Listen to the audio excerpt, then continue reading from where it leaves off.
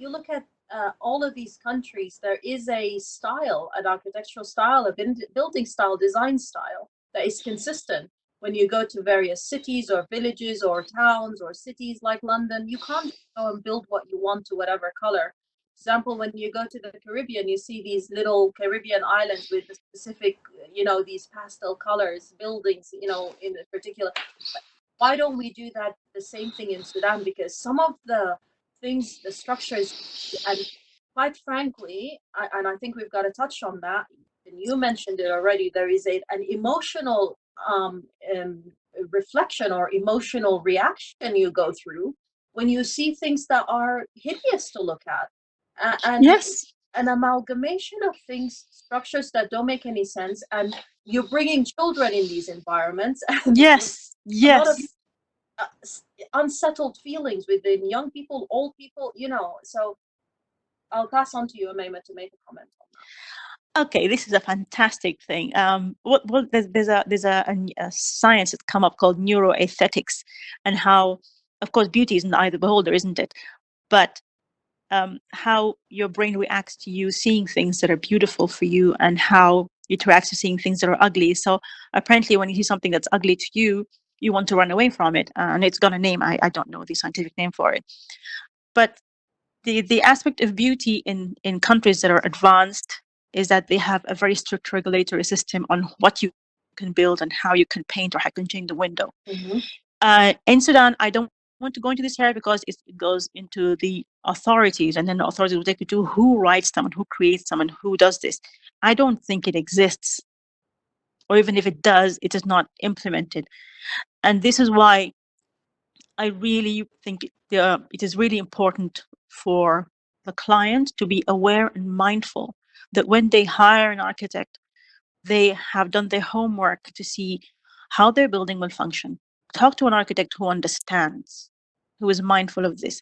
Sometimes you go to an architect and all he wants is to give you the building you want and get his money, and that's it. You can't think beyond yourself. Yes, the aspect of beauty is in maintaining, and people can tell beauty when they see it. In Sudan, I think the simpler the better. You have beautiful greenery. Greenery is amazing. You can just throw it and it grows. Yes. Brick is beautiful, in my opinion. White, simplicity. Yes. But yes, this ugliness goes beyond into the garbage you throw out. People focus only on their houses now. They don't focus beyond their boundary wall, what happens outside. And so that's why I'm thinking values is really important. Yes, please go ahead. Sorry to just jump in. I think we've also got to think of our design and build has to take into account the level of pollution we've got in Sudan, and the level of sand in the air, and build in a way using, these green walls that are being used, and think of environmentally, and I'm not an architect in any way, and I don't know all the technical terms, but using concepts that allow us to purify our environments as well. Again, over to you. Yeah, perfect. I was talking to a few friends recently about, and I heard you also talking about it, how to empower youth or youth leadership. So this sort of may work somewhere if we could focus on a specific neighborhood. People don't have to be rich. Architects do not have to be like a luxury bag you have to buy. A design has to be within reach of everybody. Yeah. If people in societies can talk to their neighborhoods and start to beautify the immediate neighborhood, and starting to beautify it by cleaning the streets, cleaning the roads, going inside homes to see what's missing, fixing things in a beautiful and simple manner, that can create this kind of thing.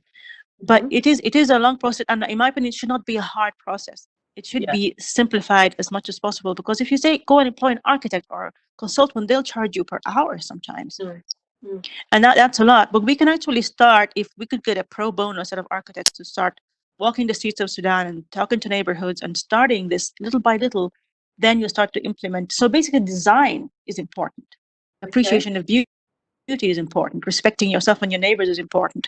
And the passerby, and feeling responsible for yourself and being accountable as a human being, then you will not accept anything that's mediocre. Okay. And quality will happen. Okay, brilliant. So there are a number of comments in. I'm going to take a step back but I would like to bring Mubarak Maman in. Mubarak, thank you for joining us. Mubarak is actually out and about in Zanzibar right now. Mubarak is a clinical psychologist, and Mubarak, we were just talking about the psychological aspect of being in an environment that's not visually pleasing. If you can just come in, and you and I were talking about the impact of the home, the aesthetics of a home. What is the impact on people's emotions and children, Very much if you don't mind? taking the topic, and it's very interesting. So, is one of the areas that's affecting human behavior is a space,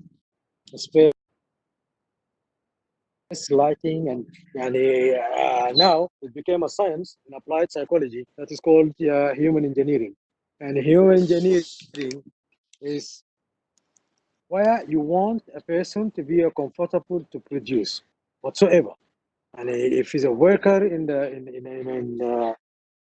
a factory, or someone using a machine, or when you go back home and you want to relax, so you want that space. So the space, and why the conflict happened, that when we get frustration when our needs are not met. When needs is not met, then it will start build up frustration after others, and then that's why we see the crowd of people. And when people are يعني الكثافة ما كفاية أو is too much for people, then that's where we start getting the conflicts. That's why sometimes الناس بيقول لك إنه أنا عاوز أطلع، عاوز أشمها، وعاوز أتنفس، عاوز أزح. It is the same place that if the space is not enough.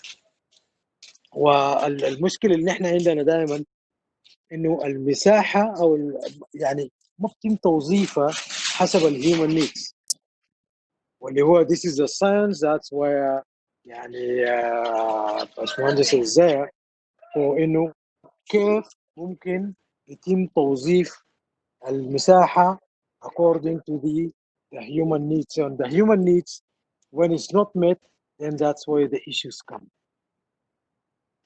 It's very very important, and now it became a standard.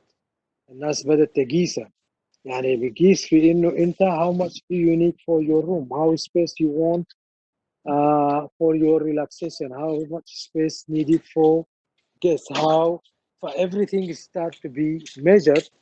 And this measurement ما بس انه المساحة وحيط و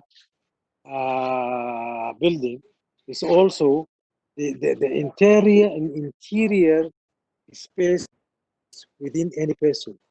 لانه بعدها بشويه يعني الناس احنا السلوك البشري human behavior in general based on what is called يعني بيسموها المساحه الشخصيه، personal space. And the personal space, it governs a lot of our behavior. وهي بتقوم دي مساحه وهميه، هي بتزيد وتنقص حسب وجودك. فدائما جوا البيت بتكون عندك كل المساحه، لما تطلع الشارع بيكون عندك في distance بينك وبين الناس، لما تركب الباص بتزول الديستنس دي، فانت بتكون you are expecting and your behavior is governed by that. So the issue is whenever you are at home, you need to have the full space, and you need to feel. And لما يقول لك feel at home, that means there is no anything that can block you, nothing that can frustrate you, nothing that's all your needs are met. So this is in brief what we meant by when in applied psychology designing, and then now it's جميع المهندسين في انهم when they design they consider all of this. شكرا يا رنا. Thank you, Sorry Mubarak. for the place is very noisy. Thank you very much. Omeima, I'll pass it straight on to you, and then there are a number of questions waiting in line. Now, I'll be very quick on this one. This is fantastic.